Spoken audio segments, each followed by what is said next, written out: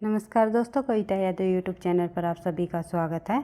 संपूर्ण हिंदी विषय की तैयारी को आगे बढ़ाते हुए आज की क्लास का टॉपिक रहेगा हमारा भारतीय काव्य शास्त्र के अंतर्गत आने वाले प्रमुख आचार्यों के प्रमुख ग्रंथ और साथ ही जो है भक्ति काल के अंतर्गत जितने भी प्रमुख आचार्य हैं उनके द्वारा दिए गए संप्रदाय। तो भक्ति काल के संप्रदाय और जो है भारतीय काव्य शास्त्र के अंतर्गत प्रमुख आचार्य व उनके ग्रंथ, आज की क्लास में हमारे ये दो टॉपिक रहेंगे। तो संपूर्ण हिंदी साहित्य को जो है निरंतरता के साथ आगे बढ़ाते हुए, क्योंकि आप सभी को पता है निरंतर अभ्यास ही सफलता का राज है, इसी उद्देश्य के साथ हम अपनी तैयारी को आगे बढ़ा रहे हैं। अधिक से अधिक प्रश्नों को जो है बिल्कुल विद सॉल्यूशन विद एक्सप्लेनेशन के साथ भी करते हुए हम आगे बढ़ रहे हैं। तो आज की क्लास की हम शुरुआत कर लेते हैं। आचार्यों के नाम देख लेते हैं, फिर ग्रंथ देख लेते हैं, फिर उनका समय देख लेते हैं। और एक बात और बता देना चाहती हूँ भाई, जिस भी परीक्षा में हिंदी साहित्य संबंधी प्रश्न पूछे जाते हैं, संपूर्ण हिंदी की तैयारी हमारी इस चैनल के माध्यम से हो रही है, हम करते हुए आगे बढ़ रहे हैं। तो जो भी बच्चा किसी भी स्टेट के अंतर्गत टीजीटी पीजीटी परीक्षा देने जा रहे हो या फिर कोई अन्य परीक्षा हो जिसमें साहित्य संबंधी प्रश्न पूछे जाते हैं, सभी के लिए ये क्लास मददगार साबित होगी। तो शुरुआत कर लेते हैं। आचार्यों के नाम देखते हैं। भरत मुनि, सबसे पहले हम बात करते हैं भरत मुनि की। तो भरत मुनि ने जो नाट्यशास्त्र नामक ग्रंथ लिखा है, भरत मुनि का जो ग्रंथ का क्या नाम है, कई बार परीक्षा में पूछा गया है, नाट्यशास्त्र। और दूसरी सती माना जाता है इनका समय, इनके 2वीं सदी का पूर्वार्ध इनका समय माना जाता है। फिर देख लेते हैं भामा जी का जो समय रहा वो 6वीं शताब्दी का मध्यकाल माना जाता है और इनके ग्रंथ का नाम है काव्य अलंकार। उसके बाद दंडी का जो ग्रंथ का नाम है काव्यदर्श, 7वीं शताब्दी के विद्वान हुए हैं दंडी जी, और 7वीं शताब्दी का उत्तरार्ध इनका समय माना जाता है। उसके बाद वामन का जो ग्रंथ का नाम है वो है काव्य अलंकार सूत्रवर्ती। काव्य अलंकार ग्रंथ पूछ लिया जाए तो ये ग्रंथ है भामा का, और भामा के साथ साथ रुद्रट का भी काव्य अलंकार नाम से ग्रंथ है भाई, ये भी आपको ध्यान रखना है। एक विद्वान हुए हैं रुद्रट का भी जो है काव्य अलंकार नाम से ग्रंथ है, और भामा ने भी काव्य अलंकार नामक ग्रंथ लिखा, लेकिन वामन ने लिख दिया काव्य अलंकार सूत्रवर्ती। इस प्रकार से आपको इन ग्रंथों के नाम याद रखना है कि किस ग्रंथ के विद्वान का नाम क्या है। तो 8वीं शताब्दी व 9वीं शताब्दी के बीच का समय रहा है वामन जी का, ये आपको ध्यान रखना है। फिर है उद्भट के ग्रंथ का नाम है काव्य अलंकार सार संग्रह। अगर काव्य अलंकार सूत्रवर्ती पूछ लिया जाए तो हमने अभी पढ़ा है किस विद्वान का, वामन जी का काव्य अलंकार सूत्रवर्ती, लेकिन काव्य अलंकार सार संग्रह पूछ लिया जाए तो उद्भट का ग्रंथ का नाम है ये। तो ये ग्रंथ है उद्भट का और 9वीं शताब्दी का पूर्वार्ध इसका समय माना जाता है। फिर है आनंदवर्धन जो है धवनालोक नाम से इन्होंने ग्रंथ लिखा है और 9वीं शताब्दी का मध्य भाग इसका समय माना जाता है। उसके बाद शंकुक जो 9वीं शताब्दी का आरंभ माना जाता है। फिर है रुद्रट ने लिखा है काव्य अलंकार नाम से ही रुद्रट ने लिखा है, 10वीं शताब्दी इसका समय माना जाता है। और जो ये शंकुक भाई, इन्होंने जो है चित्रतुंग की सिद्धांत की स्थापना की थी, और जो है साथ ही ये जो है रस के व्याख्याता रही है, रस व्याख्याता, ये आपको ध्यान रखना है। 4 विद्वान रस व्याख्याता रहे हैं, रस की व्याख्या की है इन्होंने, शंकुक ने, भट्टनायक ने, भट्टलोलट ने और अभिनव गुप्त ने, इनको ध्यान रखना है चारों विद्वानों को। कई बार परीक्षा में पूछ लिया जाता है निम्नलिखित में से रस के व्याख्याताओं में कौन सा विद्वान शामिल नहीं है। इस प्रकार से इन 4 विद्वानों के नाम आपको याद रखना है। उसके बाद देख लेते हैं अगला प्रश्न।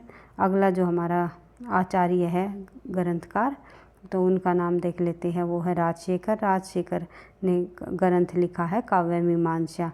880 से लेकर 920 के बीच का इसका समय रहा है। फिर है धनंजय ने लिखा है 10 रूपक, 10वीं शताब्दी इसका समय है। भट्टनायक ने लिखा है हृदय दर्पण, 10वीं शताब्दी का मध्यकाल इसका समय है।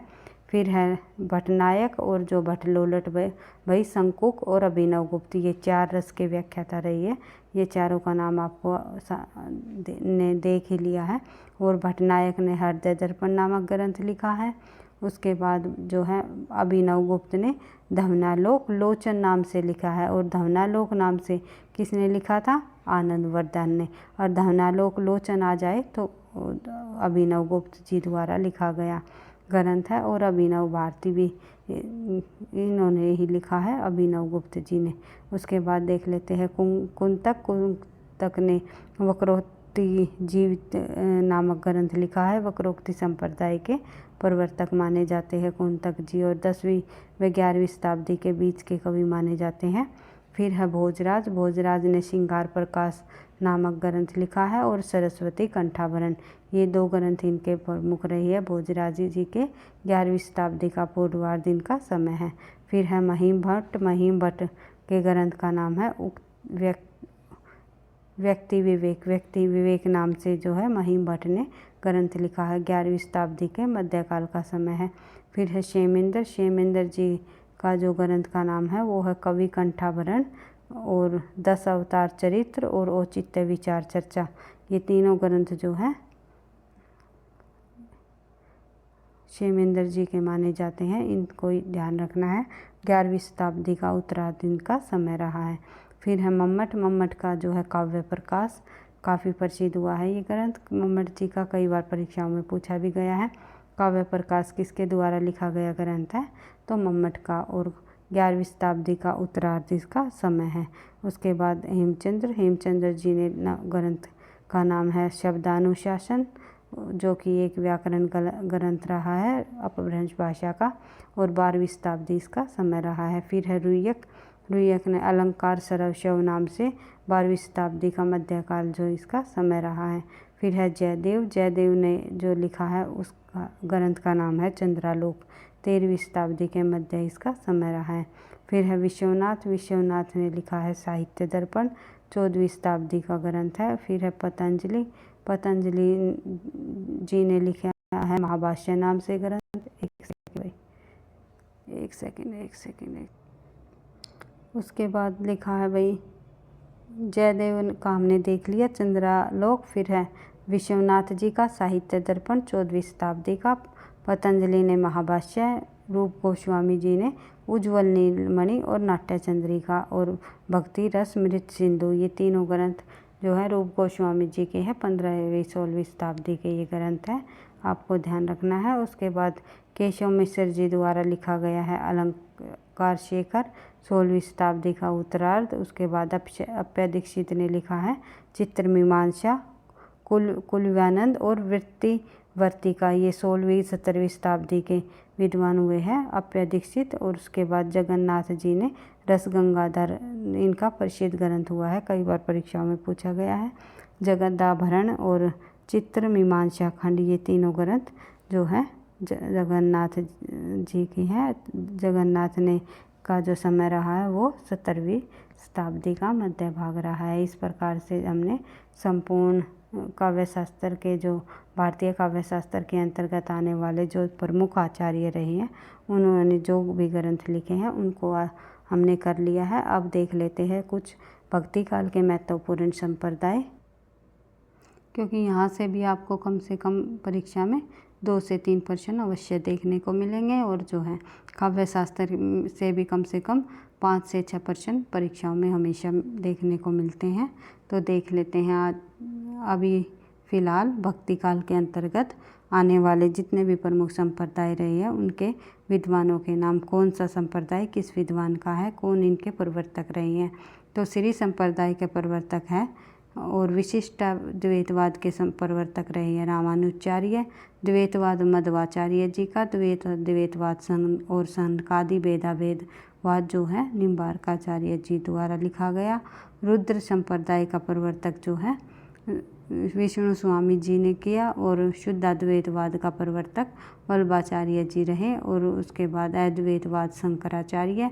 गौड़ी या चैतन्य संप्रदाय चैतन्य महाप्रभु। सखी संप्रदाय या दासी संप्रदाय हरिदास। राधा वल्लभ संप्रदाय हरिवंश जी। उसके बाद परब्रह्मा संप्रदाय जो है दादू दयाल जी इनके प्रवर्तक रहे हैं। रामवत संप्रदाय के प्रवर्तक रामानंद, महापुरुषिया संप्रदाय के प्रवर्तक शंकर देव जी, रामदासी संप्रदाय के प्रवर्तक रामदास, रसिक संप्रदाय अगरदास जी का है, महानुभाव संप्रदाय चक्रधर जी का है, शवसुखी संप्रदाय रामचरण दास जी का है और तत्सुखी संप्रदाय जीवाराम का है। और ध्यान संप्रदाय जो है महात्मा बुद्ध की बोधि, वारकरी संप्रदाय के प्रवर्तक पुंडरिक।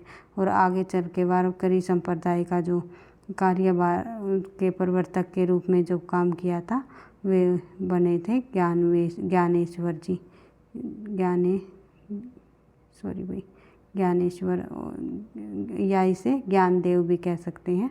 कई बार आपको ज्ञानदेव भी आपको लिखा मिलेगा, ज्ञानदेव। तो महाराष्ट्र के 4 संत हुए हैं, नामदेव, ज्ञानदेव, एकनाथ और तुकाराम। इन चारों संतों ने जो है महाराष्ट्र के इन चारों संतों ने आगे चल के वारकरी संप्रदाय को आगे बढ़ाया है। ये आपको ध्यान रखना है। कई बार परीक्षाओं में ये भी पूछा जाता है निम्नलिखित में से कौन सा जो कवि हुआ है यानी कि विद्वान हुए हैं वे महाराष्ट्र से संबंधित नहीं रखते या रखते हैं। इस प्रकार परीक्षा में प्रश्न पूछ लिए जाते हैं। तो 4 संत हुए हैं, नामदेव, ज्ञानदेव, एकनाथ और तुकाराम। इन चारों का नाम आपको याद रखना है कि ये महाराष्ट्र से संबंधित संत कवि हुए हैं।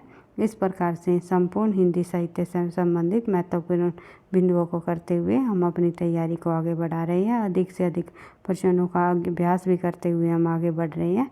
तो वीडियो आपको पसंद आई लगता है, कहीं ना कहीं परीक्षाओं के लिए आपके लिए ये हेल्पफुल रहेंगे। तो प्लीज़ वीडियो को लाइक, कमेंट और शेयर अवश्य किया करो, क्योंकि आपके लाइक्स और कमेंट से ही मुझे नेक्स्ट क्लास बनाने का मोटिवेशन भी मिलता है।